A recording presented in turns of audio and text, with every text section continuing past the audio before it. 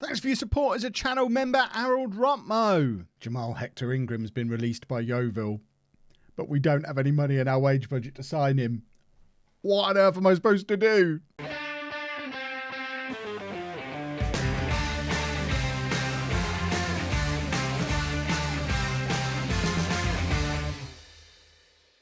Hello and welcome to part 4 of Bourne Again. I'm Kevin. Coming up on today's episode, we have 2 games in the National League North. We're at home against both Darlington and Kettering. Since you were last with me, mixed form continues really.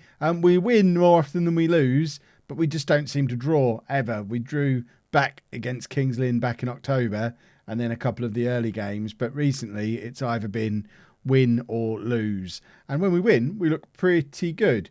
The problem is Boston win a lot more than, well, they win once more than we do, but they've mastered this thing where sometimes they draw the games where they don't play well, whereas like I just said, we're losing them.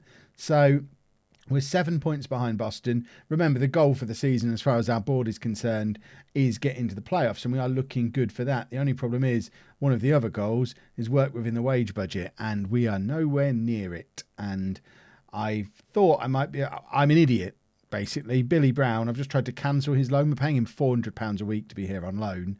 But of course, I didn't make it possible to terminate his loan. That would have been not only would that have solved that problem, but it could have made it possible for us to sign Hector Ingram, who, if you were one of the people who dropped off the series and have now come back, Hector Ingram is probably the best player we've had in the series so far. He's certainly the club's only icon. He was absolutely superb down in the Isthmian South Central Division and would, I assume, would still do a very good job for us at this level. But I don't think we're going to be able to sign him. We've invited him back in on trial, firstly to see if he is good enough to make the step up. But even if he is, I just don't know how we possibly afford him. The only thing we've got going for us potentially is that it is January, so we might be able to sell some players. But the only player who's generating any interest is Argentus, and that's for a loan. Does someone want Chafer? Oh, there's interest in Chafer. So, I mean, perhaps we'll loan him out. Offer to clubs for loan. You've got to pay 100% of his wages. It's only £95 a week, though. He needs to work. Give him a pay rise and then send him out on loan so we can save a little bit more. There's some Kev logic for you. This is the team we're putting out there for the Darlington game, though, and I think this might be the first time in my history playing Football Manager where I've had partnerships in everywhere where it's possible to have them. They're not quite perfect partnerships yet. This is where my colour blindness comes in. I think that's the one that's good, and the others are getting there. Is that one good as well? Yeah, that one's good as well. But because we're playing a settled team for the first time in the history of the football club, they're getting used to playing together, and this is very much becoming our first choice team. So Eastwood in goal, a back four of Argentus, Lacey, Wyatt and Taylor, Mottram and Brown in midfield, Hull, Jones and Agbon Lahore behind Smith up front, and Smith is one of the top scorers in the division, 16 goals from 26 games. He is, like I say, one of the top scorers. So, of course, I'm trying to sign Hector Ingram when we can't afford him because I just want him back. I want one of my boys back. It would be just the kind of thing to push us on to a promotion if we were to bring back the only club icon in the history of the football club. He's still only 25 years old, so has the potential to come back and play for us for another 3, 4, 5 years. Mottram's picked up an injury. Just as I'm talking about having a settled team, we lose a player in basically the position where we don't have much in the way of strength in depth. Jones is going to have to drop back there, and then I think they're better off that way round. Aga can come in and play in behind the striker. I am thinking it might be better, already fiddling, but with that combination of 11 players, it might be better to stick Agbon Lahore up front with Smith and stick Aga out on the wing. But we'll give it 10-15 minutes, see how we look in this shape, but we could always go back to our 4-2-4 that we've used so successfully in the past. Hull trying to get the cross in, can't beat his man, but does get there at the second time of asking. Cross comes over on his weak foot because he's that frustrating man who is now natural on the left wing but can't play as inside forward despite being right-footed. It's very odd. Hull is in again here, though, finds Agbon Lahore, who heads just wide, and that would have been a rather pleasant way to open the scoring. Agbon Lahore, despite playing out on the wing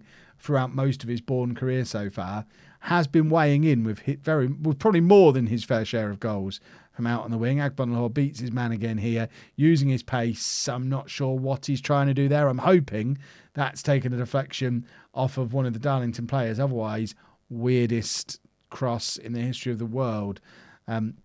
It's just occurred to me that did Sir Tom Elliott go to Darlington in real life? I don't think he's still there, actually. So the chances of him being in this game 5 years into the save at a club I'm pretty sure he's left in real life are fairly slim. But we are always on the lookout for Sir Tom Elliott, veteran of the Nuneaton series. If you haven't watched that and you don't know why Sir Tom Elliott's a hero, you should go back and watch the Nuneaton series from a couple of years ago. I showed you the shirt yesterday. Sir Tom Elliott, what a hero and what a thoroughly nice man. Brown with the clearance, and I am edging closer and closer towards switching to the 4-2-4. I might leave it until half-time. If we don't manage to get a breakthrough before half-time, we might make that change then. Smith plays Agbonlahor in. If he can find Taylor, which he does, it's going to be a good crossing position. Cross comes in, and Smith heads just... I mean, it was kind of high and wide. It never really looked like it was going in. He didn't make a very good contact with it, but at least we're creating some chances. We are playing well. I'm just not entirely convinced. We're effectively playing both Agger and Agbonlahor and Jones. They're all kind of playing out of position. So I think we are going to make that change to the system and stick Agbonlahor up front where he wants to be an advanced forward as well. That's not ideal that they can't really play together. You be a pressing forward. And then you can go out here and be the inside forward that we know you're very good at doing. And I think that might work better with this combination of players. But as we did see earlier in the season, we do have a tendency to be a little bit overrun in midfield when we play with the 4-2-4 in this league. Lacey puts us ahead though. There you go. Tactical genius. Yes, it was from a corner, but I'm claiming the tactical change there. I don't really understand why a 4-2-4 leaves us more overrun in midfield than a 4-2-3-1. It's still just two players in that middle band of the pitch. But I guess the attacking midfielder drops back and helps out more than either of the strikers or the wingers are going to do in this particular combination. Hull and Agger, neither of them playing particularly well. We don't really have anyone else on the bench who can come on in any of those positions. And we are still very limited in the squad for attacking options, which is one of the reasons why I'm so keen to bring Hector Ingram in if we can find a way to do it. Because not only would he be a very good asset as a striker, he can play on either wing as well, if I remember rightly. And it's just another attacking option for us. Because if something happened to Smith, we do kind of have a little bit of a problem because we don't have anyone else who can play there. Why have I got an alarm going off? Goodness me, do people not realise there's videos being recorded? Unacceptable. Right. Hull can go. We've got Babajidi there who could come on. And obviously Agbonlahor, could drop. In fact, either of them could drop out to the wing. I'm thinking Babajidi for Hull. Stick Agbonlahor on that wing. Oh, he doesn't want to be over there. Agger can go over there where he can play as a winger and then he can go back to being a winger over here. Babajidi then as a poacher. That works. We'll do that. Should we drop a little bit of praise? I don't normally offer praise at 1-0. Babajidi's now picked up a knock. For goodness sake. A thigh injury. You know what? I'm just going to leave him on. We're going to make our usual Maloney for a Gintas change. Whichever one of them starts, the other one swaps in mid-game. Because we've actually got three decent left-backs at the club. We've got another guy called Ainge, I think his name was, who, because we ended up signing three somehow, this is what happens when you sign 20-plus players in a summer, you occasionally don't balance your squad. I need to start using the spreadsheet again. But he went out on a season-long loan straight away on full salary, which is what I'm hopeful we can do with some of these other fringe players to free up some money. Smith is in here, though, and it falls to Smith again. I mean, that is a very fortuitous, I guess, defensive mishap from Darlington. They're not going to be happy at all with how they've defended this. Smith was in the clear here, and it looked like a nailed-on goal, but then he remembered he was in FM20, so he missed it, but the header comes back across, and Smith tucks it away to make it 2-0 with 6 or 7 minutes remaining. And that keeps us hot on the tails of Boston. We're 7 points behind them, but we do have a game in hand. And I think we still have to play them again this season as well. So automatic promotion isn't completely dead and finished. And Babajide is in and misses. That's why we need Hector Ingram. We've only got one striker who's any good. I assume his excuse is going to be, I had to hit it with my poorly thigh, but I'm not having it. You should have scored from there, young man. Wyatt in an attacking position that I wouldn't expect to see him in. Adja's in there. Agbon Lahore. It's bobbling around in the penalty area. Ultimately, Darlington win a free kick. And what do you know? It's Babajide who's the one who gave it away, because I've fallen out with him. I've properly fallen out with him just in this episode. I'm wondering if maybe if Hector Ingram looks like he could fit into the squad and we could afford him somehow, maybe Babajide could go out on loan somewhere. I think all of these loans are things we need to press on with now while it's January. We've got like a week before the end of January. What was this? So that's the Hector. I've also made a loan offer for Plan just to see. There's been an offer coming for Chafer though. So I guess that's just come in now because we just offered him out, didn't we?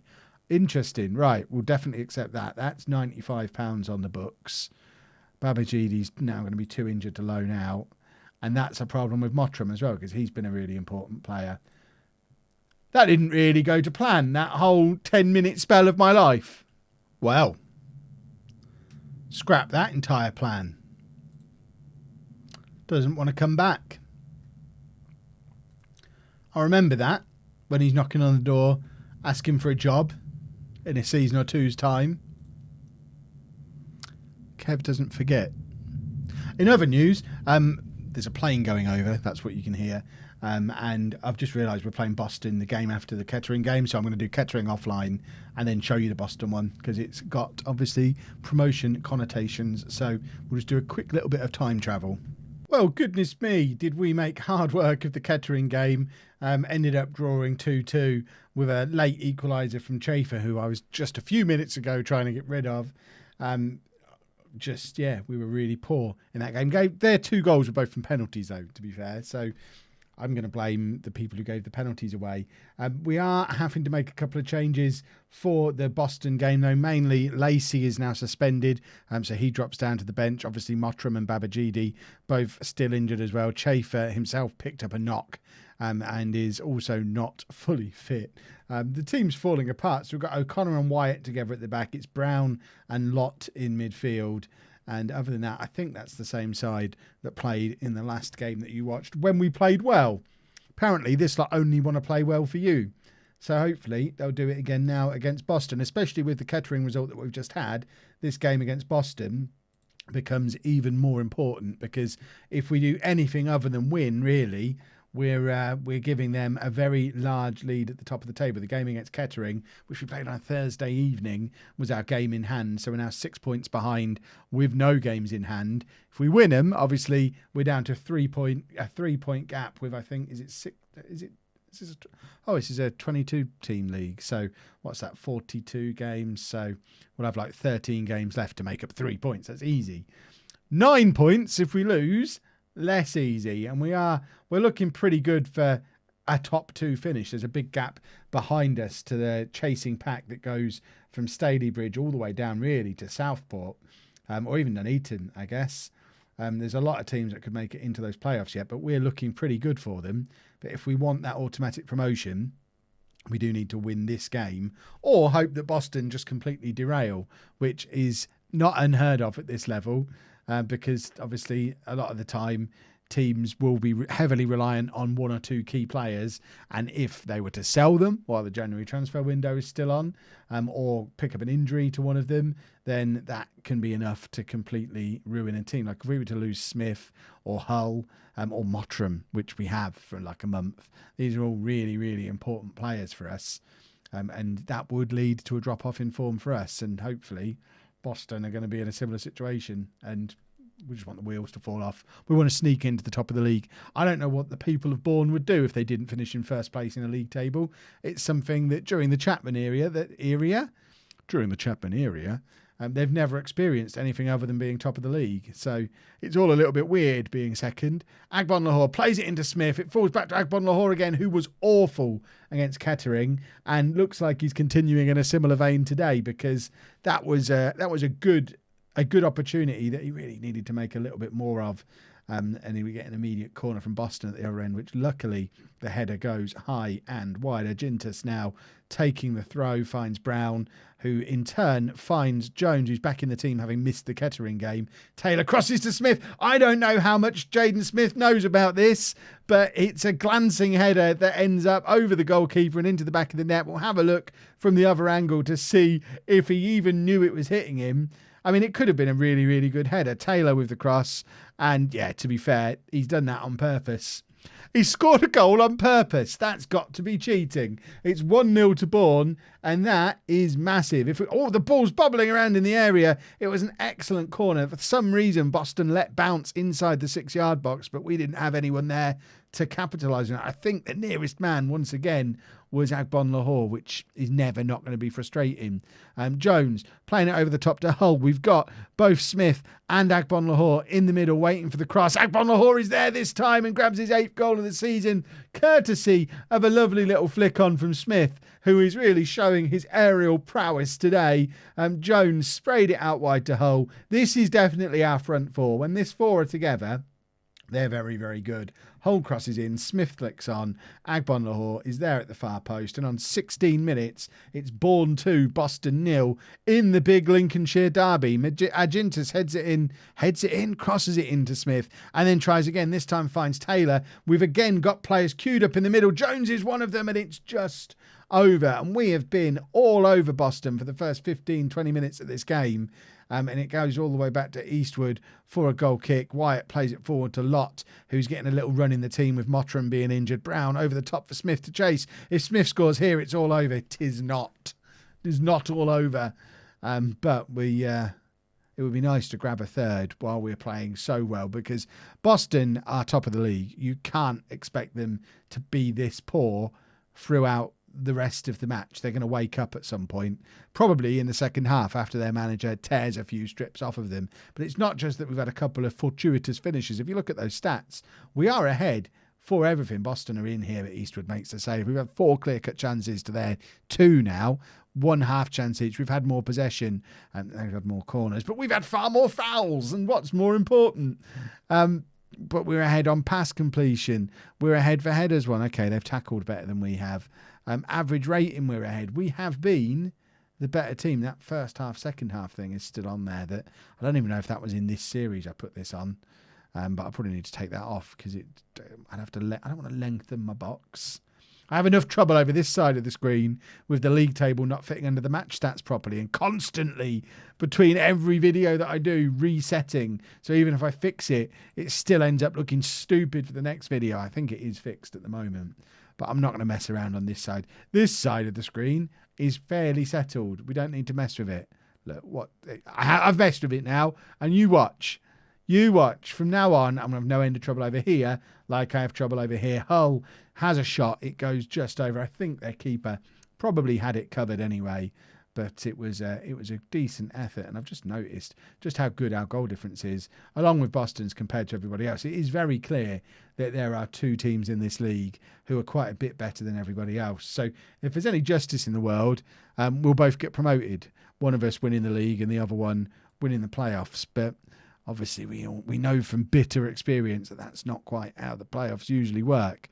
Right, we're going to take off Brown, bring on Agger, and we're just going to shuffle this midfield around a little bit to do that, and that will do for now. We also got Chafer on the left-hand side because he scored in the last game. He looked dangerous when he came on. What we actually did is we played him on the left and moved Hull over to the right as a right footer. Supposedly can't play on the right wing, but I refuse to acknowledge that that could be a thing. And I think it's something Football Manager probably need to figure out a way to adjust in the game, because if you've got someone who is a natural left winger, but he's right-footed, it can't be right that he can't play on the right wing at all. It should just be kind of assumed, well, obviously he can do that as well, probably to the same level because of which foot he uses. So he should just be able to do both. in real life, if you've got someone who can play on the left wing, you'd have no hesitation. Just go over the other side for the last 20 minutes. But in this, you get someone like Hull who you move him over there and it's like, I've never seen this side of the pitch before. And he just can't perform. And there must be a way for Football Manager, if you're watching, tweak that for me. Thank you very much. That was a very good result. I managed to mess up the screen as I was saying that, so you didn't see me do the team talk. I accidentally sent the game to go full screen on my ultra-wide monitor, and we won the game anyway. Goodness me. So what that means with the league table is 29 games played. We're now 3 points behind Boston. Arguably more importantly, 11 points clear of Stalybridge. The playoffs are definitely safe. Smith is second top scorer in the division. And now we just need to continue to chase Boston down. We're going to be back tomorrow with Kings Lynn because we haven't been to Kings Lynn as part of my reunion tour. So we're going to show the Kings Lynn and South Shields games tomorrow, and then be back the day after for the final 2 games of the regular season, which will hopefully be us confirming that we're going to win the title and not have to go and do those pesky playoffs. Although if that's how we have to do it, then I won't reject entry into the playoffs if it's offered. If you've enjoyed that, please make sure you leave a nice big thumbs up on there for me. Subscribe to the channel for daily Football Manager videos. And thank you very much for watching.